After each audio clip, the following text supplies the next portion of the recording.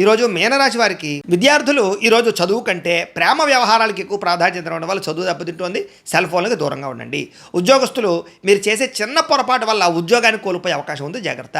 వ్యాపారస్తులు ముఖ్యంగా అధిక లాభంతో వ్యాపారం చేయడం వల్ల లేదా ఎక్కువ మార్జిన్స్ వేసుకోవడం వల్ల నష్టాలు ఉన్నాయి కాబట్టి స్వల్ప లాభాలు స్వల్ప మార్జిన్స్ వేసుకుని వ్యాపారాలు చేస్తే లాభాలు పొందుతారు. స్త్రీలకి పరపురుష వ్యామోహం వల్ల సమస్యలు, అత్త ఆడపడుచు తోటికోడలు వీళ్ళతో మనస్పర్ధలు కనపడుతున్నాయి. విదేశాల ఉండే భారతీయులకి ఇంటికి రావాలన్న తాపత్రయం పెరుగుతుంది. ఇంట్లో కిరాణాకి సంబంధించి కూరలకు సంబంధించినటువంటి అవసరాలకి లేదా పిల్లల ఖర్చులకు సంబంధించి ఖర్చులు విపరీతంగా పెరుగుతాయని చెప్పొచ్చు. తప్పనిసరి పరిస్థితుల్లో అప్పులు చేయవలసిన పరిస్థితులు కనపడుతున్నాయి. లేటుగా బయలుదేరడం వల్ల, కంగారు ప్రయాణం చేయడం వల్ల ప్రమాదాలు కనపడుతున్నాయి. కుటుంబ సభ్యులతో గట్టిగా మాట్లాడడం వల్ల, దురుసుగా మాట్లాడడం వల్ల మనస్పర్ధలు కనపడుతున్నాయి. మీకు సంబంధం లేనటువంటి గొడవలో తలదూర్చడం వల్ల కొత్త సమస్యలు ఎదుర్కొంటారు, జాగ్రత్త. దీర్ఘకాలిక రోగాలు నిర్లక్ష్యం చేయడం వల్ల, సరైన ఆహారం తీసుకోకపోవడం వల్ల నష్టాలు. కొంతమందికి అయితే శస్త్రచికిత్స అవకాశాలు ఉన్నాయి, జాగ్రత్తగా ఉండాలి. ప్రేమికులు రహస్యంగా కలవడానికి ప్రయత్నం చేయడం వల్ల నలుగురు పడతారు, జాగ్రత్తగా ఉండండి.